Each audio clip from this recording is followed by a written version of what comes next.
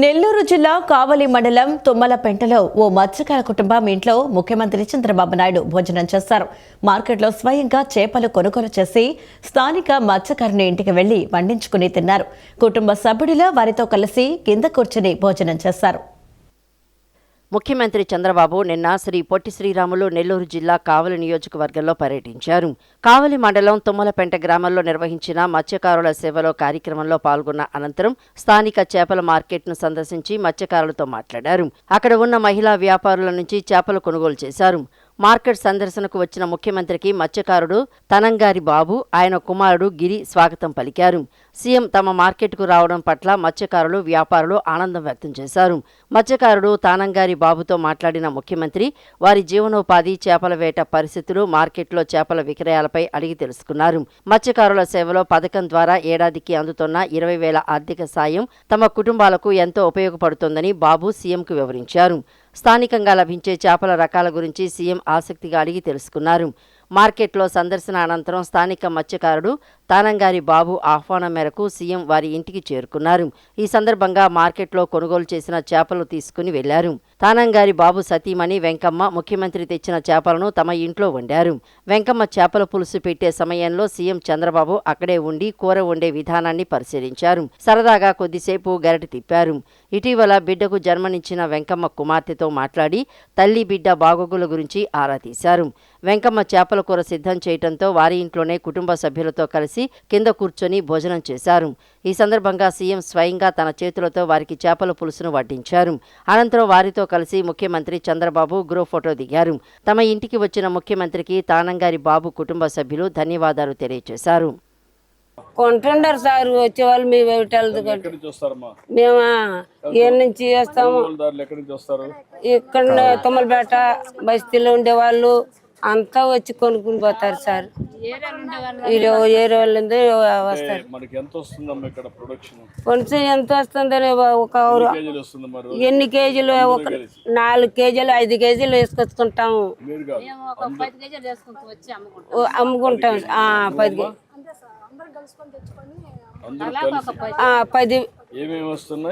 రొయ్యలు,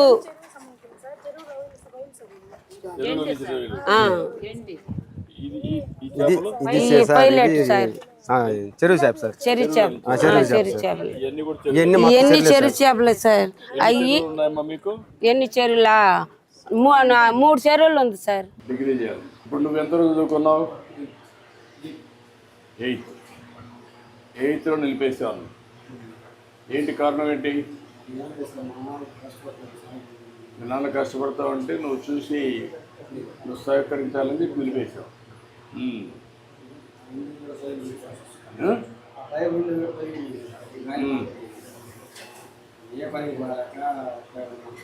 నువ్వు ఏ పనికి పోలేకపోతే మనవాడు కూడా నిలిపేసి నీకు సహాయం చేస్తాడు.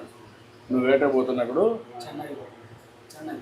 చెన్నైకి ఏం చేస్తావు? చెన్నైలో సముద్రంలో అక్కడ చెన్నైలో అక్కడ ఎంత ఇస్తారు? దాన్ని బట్టి ఇస్తారు. యావరేజ్ నీకు ఎంత వస్తుంది? 35 వస్తుంది. తాత ఉన్నప్పుడేమో బాగానే చేసేస్తాం. మా చిన్న పిల్లలు ఇప్పుడు ఇక్కడ మా ఊర్లో 160 కార్లు ఇచ్చారు సార్. నేను చిన్న పిల్లాడు సార్. గాలి వాన్లో కట్టించాడు సార్. అప్పుడే మాకు తెలుగుదేశం అని తెలిసింది సార్. ఇవాళ కాడ మాకు నువ్వంటే మా ఊళ్ళకి అభిమానం సార్. అది సార్ మాకు మా వాళ్ళకి కొద్దిగా దయచేసి సార్. వాళ్ళు ఇంజన్లు, పడవలు అందరికి వాళ్ళు అన్నీ పోయింది సార్.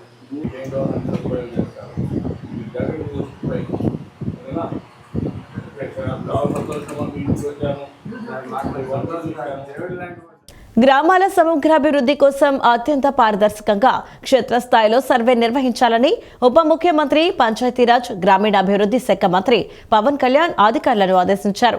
ప్రతి గ్రామంలో ప్రస్తుతం ఉన్న సౌకర్యాలు ఏమిటి, ఇంకా ఎలాంటి అవసరాలు ఉన్నాయనే వివరాలతో పాటు పంచాయతీ భూములు, పోరంబోకు స్థలాలు, పశువుల మేత మైదానాలు, శ్మశాన వాటికల పూర్తి వివరాలను నమోదు చేయాలని సూచించారు. ఈ సర్వే నివేదికలు ఆధారంగా గ్రామాల్లో భూములకు రక్షణ కల్పించడంతో పాటు ప్రతి గ్రామం స్వయం సమృద్ధి సాధించేలా నూతన ఆదాయ వనరులను సృష్టించవచ్చని అన్నారు. పంచాయతీరాజ్ గ్రామీణాభివృద్ధి శాఖ ఉన్నతాధికారులతో క్యాంపు కార్యాలయంలో పవన్ కళ్యాణ్ ప్రత్యేక సమీక్ష నిర్వహించారు. పల్లె పండుగ 1-2 కార్యక్రమాల ద్వారా రాష్ట్ర వ్యాప్తంగా గ్రామాల్లో జరుగుతున్న ప్రగతిపై సుదీర్ఘంగా చర్చించారు. ఈ సందర్భంగా పవన్ కళ్యాణ్ మాట్లాడుతూ పల్లె పండుగ 1-2 కార్యక్రమాల ద్వారా రాష్ట్ర వ్యాప్తంగా గ్రామీణ ప్రాంతాలలో మౌలిక సదుపాయాల కల్పన వేగంగా జరుగుతోందన్నారు. పల్లె పండుగ తొలి విడతలో అనుకున్నట్లుగానే పూర్తిగా 4000 కిలోమీటర్ల రోడ్ల నిర్మాణం పూర్తయిందన్నారు. అలాగే రెండో విడతలో 2750 కిలోమీటర్లు నిర్మించాలని లక్ష్యంగా పెట్టుకోగా అంతకంటే ఎక్కువగా 3580 కిలోమీటర్ల మేర రోడ్లను నిర్మించామని చెప్పారు.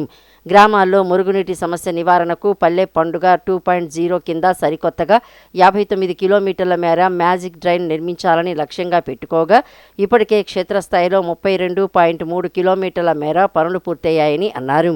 గ్రామాల్లో మురుగునీటి సమస్యను శాశ్వతంగా అరికట్టేందుకు మ్యాజిక్ డ్రైన్స్ విధానాన్ని మరింత ఎక్కువ గ్రామాల్లో ప్రవేశపెట్టాలని, నల్లరేగడి నేలలు, డెల్టా ఏరియాల్లో నీరు ఎక్కువగా నిల్వ ఉంటుంది కాబట్టి అక్కడి భూములకు తగినట్లుగా ఈ మ్యాజిక్ డ్రైన్లను నిర్మించాలని చెప్పారు. కొండలు, గుట్టలతో కూడిన మారుమూల గిరిజన గ్రామాల్లో కూడా పరిశుభ్రతను పెంచేందుకు ఈ సరికొత్త డ్రైనేజీ వ్యవస్థను అందుబాటులోకి తీసుకురావాలని తెలియజేశారు. మత్స్యకారుల నుంచే మాట మీద నిలబడే తత్వం అందరం అలవర్చుకోవాలని మంత్రి నారా లోకేష్ పేర్కొన్నారు.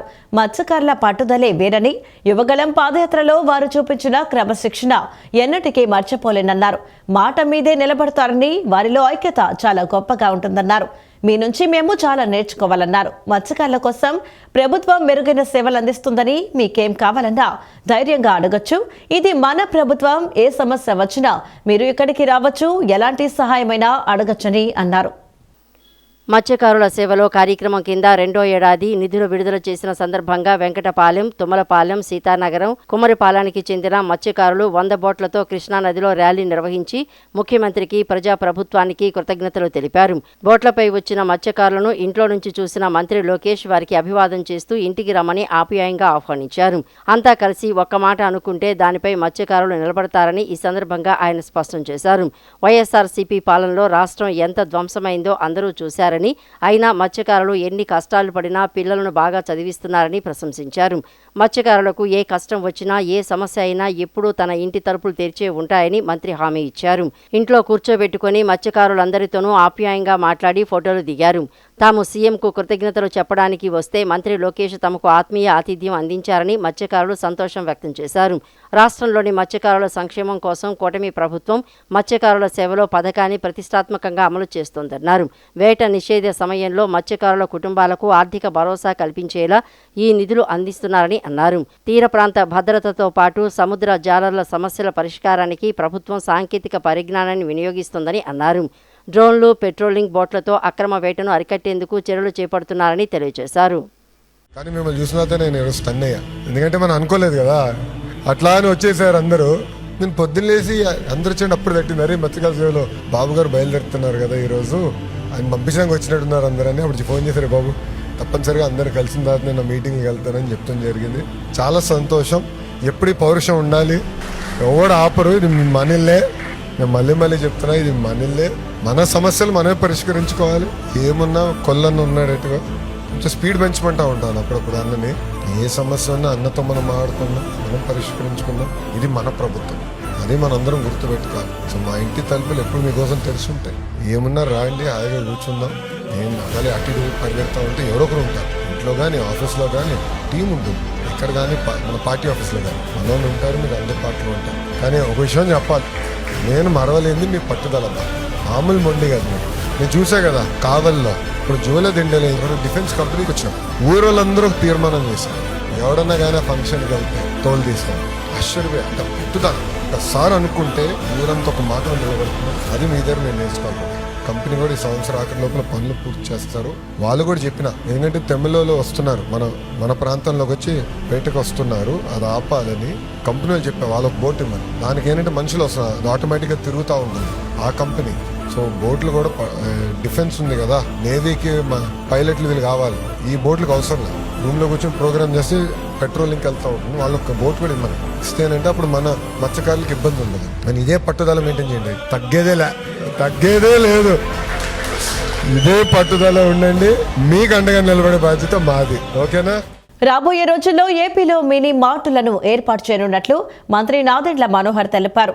కంది, మినప, వారే సరఫరా చేసి మార్కెట్ కంటే తక్కువ ధరలో ఉండేలా ఏర్పాట్లు చేస్తారని నాదెండ్ల పేర్కొన్నారు. మిల్లెట్స్ ను మినీ మార్టుల ద్వారా అందుబాటులోకి తెచ్చేలా కార్యాచరణ చేపడతామని అన్నారు. నాణ్యమైన వస్తువులను తక్కువ ధరకు అందించేలా ఏర్పాట్లు చేస్తామని ధీమా వ్యక్తం చేశారు. రెండో రోజు ఢిల్లీ పర్యటనలో భాగంగా కేంద్ర మంత్రి ప్రహ్లాద్ జోషి ఉన్నతాధికారులతో మంత్రి నాదెండ్ల మనోహర్ సమావేశమయ్యారు. ఏపీకి సంబంధించిన పలు కీలక అంశాలపై వారితో చర్చించారు. అనంతరం ఆయన మీడియాతో మాట్లాడుతూ విశాఖ, విజయవాడలో సిబిడిసి ప్రక్రియకు అనుమతి వచ్చిందని కేంద్ర మంత్రులతో నిర్వహించిన సమావేశం అనంతరం మంత్రి నాదెండ్ల మనోహర్ వివరించారు.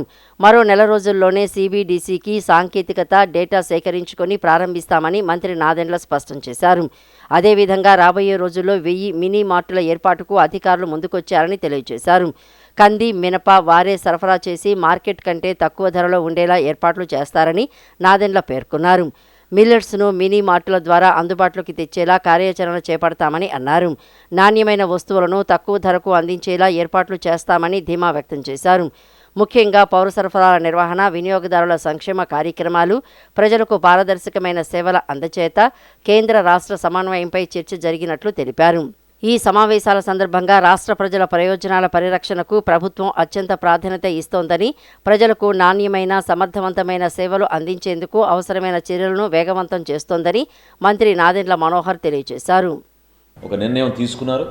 ఒక 1000 మినీ మార్ట్స్ మన పౌర సరఫరాల శాఖ ద్వారా మన ఆంధ్రప్రదేశ్లో ప్రత్యేకంగా ఏర్పాటు చేసి వినియోగదారులకి నాణ్యమైన వస్తువులే కాకుండా ధరలు ఈ రోజుల్లో పెరుగుతున్న విషయం మీ అందరికీ తెలుసు.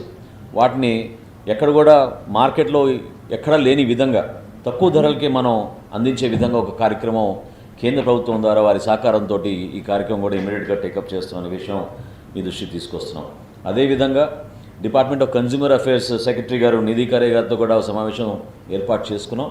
ప్రత్యేకంగా కన్జ్యూమర్ అవేర్నెస్ మరింత ప్రజల్లో తీసుకెళ్ళడానికి, అందులో ముఖ్యంగా మన కాలేజెస్లోనూ పాఠశాలలో చదువుతున్న మన విద్యార్థులకు చిన్న వయసు నుంచే వాళ్ళకి కన్జ్యూమర్ అవేర్నెస్, కన్జ్యూమర్ రైట్స్ పెంచడానికి కోసం, కన్జ్యూమర్ ప్రొటెక్షన్ కోసం తీసుకోవాల్సిన చర్యలపైన వారితో సమావేశం ఏర్పాటు చేసుకున్నాం. వారు కూడా చాలా సానుకూలంగా స్పందించి ఈ సంవత్సరం మనం కేటాయించిన నిధుల్లో ఇంకా ఇంక్రీజ్ చేసి ఒక సస్టైన్డ్ క్యాంపెయిన్ తీసుకెళ్లే విధంగా ఒక కార్యక్రమం చేద్దాం అనే విషయం వారు ప్రస్తావించారు. ఈరోజు జరిగిన ఇంకో ముఖ్యమైన సమావేశం మన పెట్రోలియం న్యాచురల్ గ్యాస్ సెక్రటరీ గారు డాక్టర్ నీరజ్ మిట్టల్ గారితో, అదేవిధంగా జాయింట్ సెక్రటరీ సుజాత మిశ్రా గారితో, ఈరోజు సుజాత శర్మ గారితో ఈరోజు సమావేశం నిర్వహించాం. ముఖ్యంగా మనకి గత నెల జరిగిన కొన్ని సంఘటనలు, అంటే డీజిల్, పెట్రోల్ కొరత, ఎల్పిజి గ్యాస్ కొరత, ఏ విధంగా కొన్ని కమ్యూనికేషన్ గ్యాప్ వలన కూడా కొంతవరకు జాప్యం జరిగిందో వాటిపైన కొంచెం లోతుగా అధ్యయనం చేసి ఒక రిపోర్ట్ అందించడం జరిగింది. జగన్ రెడ్డి 5 ఏళ్ల పైశాచిక పాలనకు డ్రైవర్ సుబ్రహ్మణ్యం హత్య పరాకాష్ఠగా నిలుస్తుందని మంత్రి కోలు రవీంద్ర వ్యాఖ్యానించారు. వైకాపా ప్రభుత్వం అన్ని వర్గాలపైన కక్ష సాధింపు చర్యలకు పాల్పడిందన్నారు. ఎస్సీ, ఎస్టీ, బడుగు బలహీన వర్గాలపై చేసిన దాడులు, దుర్మార్గాలు ఇంకా వారి స్మృతి పదం నుంచి తొలగిపోలేదన్నారు. వైఎస్ఆర్ కాంగ్రెస్ పార్టీ ఎమ్మెల్సీ అనంతబాబు డ్రైవర్ అయిన దళిత యువకుడు సుబ్రహ్మణ్యాన్ని హత్య చేసి డోర్ డెలివరీ చేసి 4 ఏళ్లైన సందర్భాన్ని పురస్కరించుకుని మచిలీపట్నంలో బలరామునిపేటలో 5 ఏళ్ల వైఎస్ఆర్ కాంగ్రెస్ పార్టీ పాలనలో దళితుల నరకయాతన పేరుతో నిర్వహించిన కార్యక్రమంలో మంత్రి కొల్లు రవీంద్ర పాల్గొని మాట్లాడారు. వైఎస్ఆర్ కాంగ్రెస్ పార్టీ ప్రభుత్వం అన్ని వర్గాలపైన కక్ష సాధింపు చర్యలకు పాల్పడిందన్నారు. ఎస్సీ, ఎస్టీ, బడుగు బలహీన వర్గాలపై చేసిన దాడులు, దుర్మార్గాలు ఇంకా వారి స్మృతి పదం నుంచి తొలగిపోలేదన్నారు. సొంత పార్టీ ఎమ్మెల్సీపై కనీస చర్యలు తీసుకుని జగన్ నిందితులకు ఊరేగింపులు నిర్వహించేలా చేసి తన రాక్షసత్వాన్ని చాటుకున్నారని పేర్కొన్నారు. మాస్క్ అడిగినందుకు డాక్టర్ సుధాకర్, మద్యం అక్రమాల్ని ప్రశ్నించినందుకు ఓం ప్రతాప్ను పొట్టను పెట్టుకున్నారని అన్నారు. తోట చంద్రయ్య, అమర్నాథులను కిరాతకంగా హత్య చేశారని, ఇసుక అక్రమ రవాణా అడ్డుకున్నందుకు వరప్రసాద్కు పోలీస్ స్టేషన్లో గుండు కొట్టించారని, ఇవన్నీ మర్చిపోయేవి కావన్నారు. జగన్ పాలనలో చోటు చేసుకున్న హత్యలు, అత్యాచారాలు, దాడులు, భూములు లాక్కోవడం వంటి ఘటనలతో కూడిన దళితుల నరకయాతన కరపత్రాలను విడుదల చేశారు. దళితుల్ని, బీసీలని, మైనారిటీ వర్గాల మీద మరి దాడులు చేసినటువంటి విషయాన్ని మనం అందరం కూడా ఇప్పటికీ మర్చిపోలేకపోతా ఉన్నాం.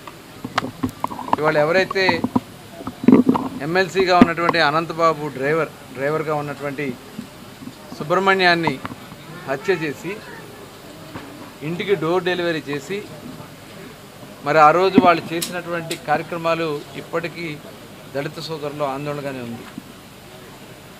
ఆ రోజున మరి కేసును తారుమారు చేయడానికి జగన్మోహన్ రెడ్డి గారు చేసినటువంటి ప్రయత్నం, కానీ ఆ రోజు అతని మీద మరి ఎటువంటి చర్యలు తీసుకోకపోయినా ఇవాళ కూటమి ప్రభుత్వంలో చాలా సీరియస్గా ఆ కేసుని పరిశీలన జరుగుతూ ఉంటే సాక్షుల్నే మరి ఇవాళ ట్యాంపర్ చేసే కార్యక్రమానికి అనంతబాబు దిగినటువంటి సందర్భం, ఇవాళ బెయిల్ కూడా రద్దు చేయించినటువంటి పరిస్థితి ఈ కూటమి ప్రభుత్వం ఎంత నిబద్ధతగా ఉందనే దానికి ఇది ఒక నిదర్శనం.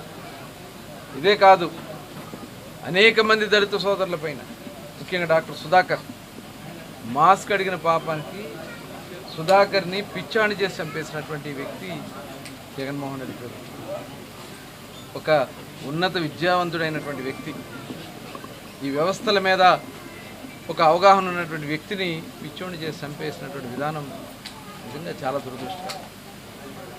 అలాగే ఒక ఓంప్రకాష్ అక్కడ శాండ్లో జరుగుతున్నటువంటి అవినీతి కార్యక్రమాల మీద ప్రశ్నించాడని చెప్పి అతన్ని ఊరేసి చంపేసినటువంటి పరిస్థితి. ఇవన్నీ కూడా ఇంకా కళ్ళ ముందు కదనబడతానే ఉన్నాయి. ఇవాళ కూటమి ప్రభుత్వం చాలా స్వేచ్ఛగా ఎవరికి ఎక్కడ ఏ సమస్య ఉన్నా బయటకు వచ్చి మాట్లాడగలిగినటువంటి పరిస్థితి కల్పించాం. ఇవాళ చూసాం బీసీ సోదరుల పైన తోట చంద్రయ్య నడి రోడ్డు మీద పేక్కోసి చంపేస్తే వాళ్ళ కుమారుడికి ఉద్యోగం. కార్యక్రమంలో పార్టీ జిల్లా ప్రధాన కార్యదర్శి గోపు సత్యనారాయణ, ఎస్ఈసీఎల్ జిల్లా అధ్యక్షులు మాచవరపు ఆదినారాయణ, ఎస్ఈసీఎల్ జిల్లా అధ్యక్షులు మాచవరపు ఆదినారాయణ, ఎస్ఈసీఎల్ నాయకులు గుమ్మడి విద్యాసాగర్, దేవరపల్లి అనిత, వసంతకుమారి, బొరక బాలాజీ తదితరులు పాల్గొన్నారు. ఆదరణ 3.0 పథకం ద్వారా బీసీలకు శాశ్వత ఉపాధి కల్పించడమే కూటమి ప్రభుత్వ లక్ష్యమని రాష్ట్ర బీసీ ఈడబ్ల్యూఎస్ సంక్షేమ, చేనేత మరియు జౌళి శాఖ మంత్రి ఎస్ సవిత తెలిపారు. బీసీలను వ్యాపారవేత్తలుగా తీర్చిదిద్దే లక్ష్యంతో ఈ పథకం ద్వారా ఆధునిక పనిముట్లు అందజేస్తామన్నారు. బీసీలకు ఆర్థిక మేలు కలిగించడంతో పాటు వారిని వ్యాపారవేత్తలుగా తీర్చిదిద్దాలన్నదే కూటమి ప్రభుత్వం లక్ష్యమన్నారు. ఆదరణ ఉత్పత్తులకు మార్కెటింగ్ సౌకర్యం ప్రభుత్వమే కల్పిస్తుందని మంత్రి సవిత తెలిపారు. రాష్ట్ర సచివాలయంలోని తన ఛాంబర్లో బీసీ సంక్షేమ శాఖ అధికారులతో మంత్రి సవిత నిన్న ఆదరణ 3.0 పథకం అమలుపై సమీక్షా సమావేశం నిర్వహించారు. ఈ సందర్భంగా అధికారులు తొలుత ఆదరణ 3.0 పథకం అమల్లో భాగంగా కుల వృత్తులకు ఎటువంటి ఆధునిక పరికరాలు ఇవ్వనున్నారో వివరించారు. యువతకు కూడా ఉపాధి లభించేలా యూనిట్లు ఏర్పాటు చేయనున్నట్లు వెల్లడించారు. అనంతరం మంత్రి సవిత మాట్లాడుతూ గతంలో ఆదరణ 1, ఆదరణ 2 పథకాలను సీఎం చంద్రబాబు అమలు చేశారని అన్నారు. ఇప్పుడు ఆదరణ 3.0 పథకానికి శ్రీకారం చుడుతున్నారని, ఇందుకోసం 1000 కోట్లు వెచ్చిస్తున్నారని వెల్లడించారు. వ్యక్తిగతంగా, గ్రూపులుగా లబ్ధి కలిగేలా ఆదరణ యూనిట్లు ఏర్పాటు చేయనున్నట్లు వెల్లడించారు. కుల వృత్తిదారులకు ఆధునిక పనిముట్లు అందచేయనున్నామని చెప్పారు. లబ్ధిదారులకు వృత్తి నైపుణ్యం పెంచుకునేలా శిక్షణ అందచేస్తామన్నారు. లబ్ధిదారులకు 10,000 నుంచి 50,000 వరకు ఆదాయం వచ్చేలా యూనిట్ల ఏర్పాటు చేస్తున్నట్లు చెప్పారు. ఇప్పటికే అన్ని బీసీ కులాల కార్పొరేషన్ల చైర్మన్లు, డైరెక్టర్లతో ఆదరణ 3.0 పథకంపై అభిప్రాయాలు తీసుకున్నట్లు చెప్పారు.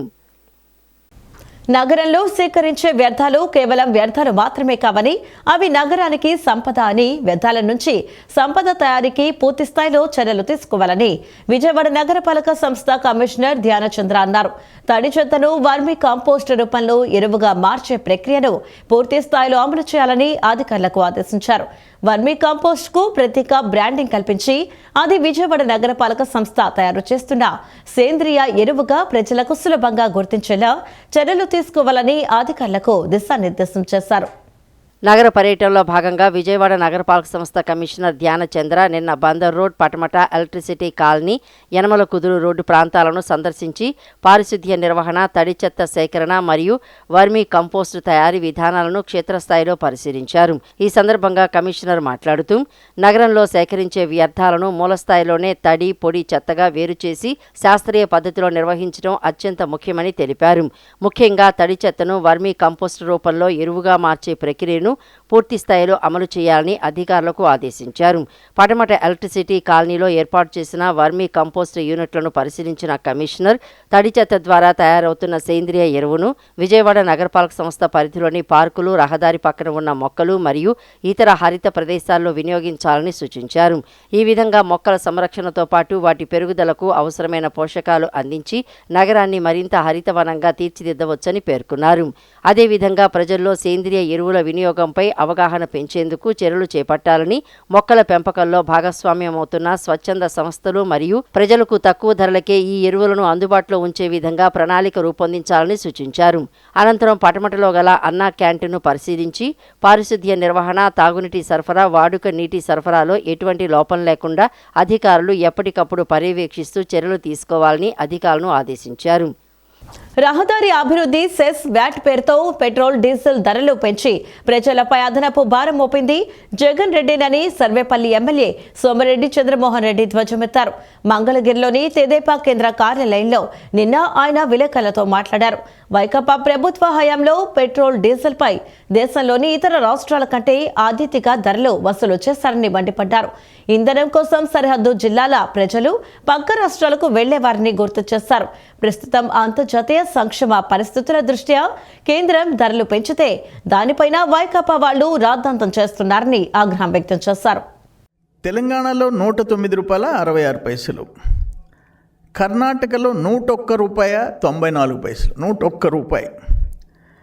మీరు 112 ఎక్కడ, 101 రూపాయి ఎక్కడ అంటే కర్ణాటక కంటే 11 రూపాయలు తక్కువ, తెలంగాణ కంటే కూడా 3 రూపాయల చిల్లర తక్కువ. దేశంలో నంబర్ 1 జగన్మోహన్ రెడ్డి నిలిచాడు. దాని మీద రోడ్స్ వేసేసాడు, వ్యాట్ పెంచాడు. ఫైనల్గా ఇండియాలో నంబర్ 1గా నిలిచాడు జగన్మోహన్ రెడ్డి ధరలు పెంచడంలో.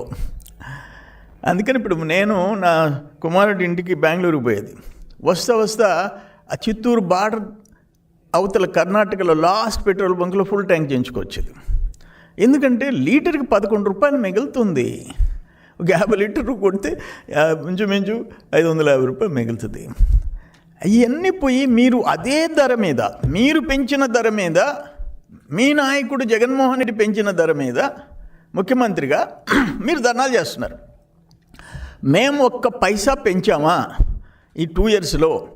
కూటమి ప్రభుత్వం చంద్రబాబు నాయుడు గారు ముఖ్యమంత్రిగా 1 పైసా పెట్రోల్ మీద కానీ డీజిల్ మీద కానీ పెంచాడా? ఇప్పుడు డీజిల్ ధర చెప్తాను. ఆంధ్రప్రదేశ్లో 99 రూపాయల 50 పైసలు వైసీపీ గవర్నమెంట్లో, కర్ణాటకలో 87 రూపాయల 89 పైసలు, అంటే మోర్ దెన్ 10 రూపీస్ తక్కువ. కర్ణాటక కంటే 10 రూపాయల కంటే ఎక్కువ రేటు. మీరు ఈరోజు ధర్నా చేస్తారు. తెలంగాణలో 97 రూపాయల 82 పైసలు, అంటే అక్కడికంటే ఇంకా రూపాయి చిల్లర తక్కువ, అంటే 2 రూపాయలు తక్కువ. 99 రూపాయల 50 పైసలు ఆంధ్రాలో అయితే తెలంగాణలో 97 రూపాయల 82 పైసలు, కర్ణాటకలో 87 రూపాయల 89 పైసలు, తమిళనాడులో 5 రూపాయలు తక్కువ.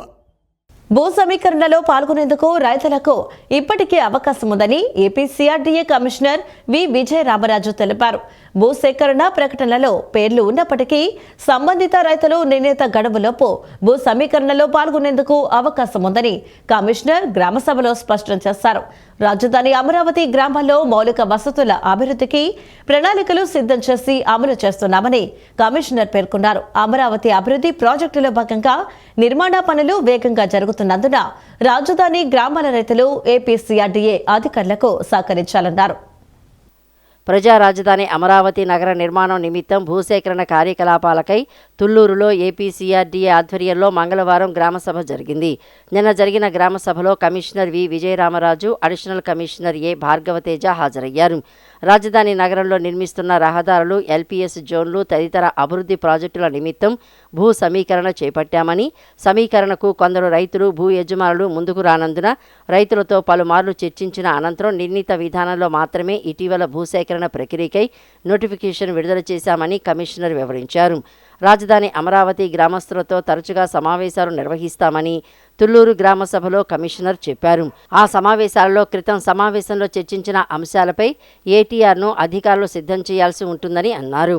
ఆధార్ బేస్డ్ ఓటీపీ ద్వారా పారదర్శకంగా టీడీఆర్ బాండ్స్ పంపిణీ చేసేందుకు సాఫ్ట్వేర్ సిద్ధం చేస్తున్నామని గ్రామస్తులకు కమిషనర్ చెప్పారు.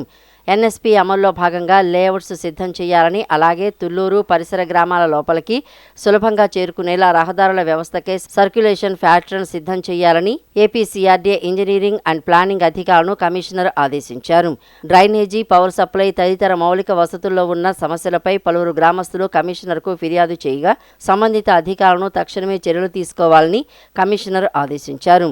తుళ్లూరు తాడికొండ రోడ్డు నిర్మాణం పూర్తి చేయాలని పలువురు గ్రామస్తులు కోరగా ఆ యొక్క రహదారి ఆర్ఎండ్బి పరిధిలో ఉన్నందున గుంటూరు జిల్లా కలెక్టర్తో నిధుల అంశంపై చర్చించడం జరిగిందని కమిషనర్ చెప్పారు. కోస్తాంధ్ర జిల్లాలో ఉష్ణోగ్రతలు సాధారణ కంటే ఎక్కువగా నమోదవుతాయన్న వాతావరణ శాఖ హెచ్చరికలతో రాష్ట్ర ప్రభుత్వం అప్రమత్తమైంది. వచ్చే 7 రోజుల పాటు అన్ని పట్టణ స్థానిక సంస్థలు అత్యవసర వాతావరణ ప్రణాళికలను సిద్ధం చేసుకోవాలని, క్షేత్రస్థాయిలో సహాయక చర్యలను ముమ్మరం చేయాలని ఆదేశించింది.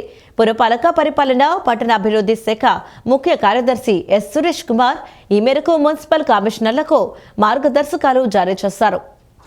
వచ్చే 7 రోజుల పాటు అన్ని పట్టణ స్థానిక సంస్థలు అత్యవసర వాతావరణ ప్రణాళికలను సిద్ధం చేసుకోవాలని, క్షేత్రస్థాయిలో సహాయక చర్యలను ముమ్మరం చేయాలని పురపాలక పరిపాలన, పట్టణాభివృద్ధి శాఖ ముఖ్య కార్యదర్శి ఎస్ సురేష్ కుమార్ ఆదేశాలు జారీ చేశారు. ముఖ్యంగా మధ్య, ఉత్తర కోస్తా జిల్లాల అధికారులు మరింత అప్రమత్తంగా ఉండాలని సూచించారు. ఈ నెల 26వ తేదీ వరకు వడగాల్పుల తీవ్రత ఎక్కువగా ఉండే అవకాశం ఉన్నందున ఎండల బారిన పడే ప్రమాదం ఉన్న ప్రజలను రక్షించడానికి, పౌర సేవలకు అంతరాయం కలగకుండా చూడటానికి, వడదెబ్బ మరణాల నివారణకు తగిన చర్యలు తీసుకోవాలని ఆదేశించారు. ప్రజల్లో అవగాహన పెంచేందుకు మైకులు, సోషల్ మీడియా, వార్డు సచివాలయాలు, మున్సిపల్ వాహనాలు, మీడియా, ఎలక్ట్రానిక్ డిస్ప్లే బోర్డుల ద్వారా వడగాల్పుల హెచ్చరికలను విస్తృతంగా ప్రచారం చేయాలన్నారు. బస్టాండ్లు, మార్కెట్లు, కార్మికులు కూడే ప్రాంతాలు, ఆసుపత్రులు, పాఠశాలలు, అన్నా క్యాంటీన్లు, ఇతర బహిరంగ ప్రదేశాల్లో తాగునీటి సదుపాయాలు కల్పించాలన్నారు. ఇందుకోసం తాత్కాలిక వాటర్ కియోస్కులు, అవసరమైన చోట చల్లని నీడ ఏర్పాటు చేయాలని సూచించారు. పారిశుద్ధ్య కార్మికులు, బహిరంగ ప్రదేశాల్లో పనిచేసే శ్రామికులు, వీధి వ్యాపారులు, నిరాశ్రయులు, వృద్ధుల ఆరోగ్యాన్ని కాపాడేందుకు వైద్య ఆరోగ్య శాఖతో సమన్వయం చేసుకుంటూ వార్డు స్థాయి పర్యవేక్షణ బృందాలను అందుబాటులో ఉంచాలన్నారు. ఎండలు ఎక్కువగా ఉండే మధ్యాహ్నం వేళలో మున్సిపాలిటీకి సంబంధించిన బహిరంగ పనులను క్రమబద్ధీకరించాలని, పారిశుద్ధ్య సేవలు, తాగునీటి సరఫరా, నీటి నాణ్యత పరిశీలన నిరంతరం కొనసాగేలా చూడాలన్నారు. అత్యవసర సేవలు, ఫిర్యాదుల స్వీకరణ కోసం కంట్రోల్ రూములను నిరంతరం అందుబాటులో ఉంచాలని పేర్కొన్నారు. పరిస్థితి తీవ్రతను వివరిస్తూ మున్సిపల్ కమిషనర్లు అంతా క్షేత్రస్థాయి ఏర్పాట్లను ప్రతిరోజు స్వయంగా పర్యవేక్షించాలని ఎన్ సురేష్ కుమార్ స్పష్టం చేశారు. ఈ వార్తలు ఇంతటితో సమాప్తం. నమస్కారం.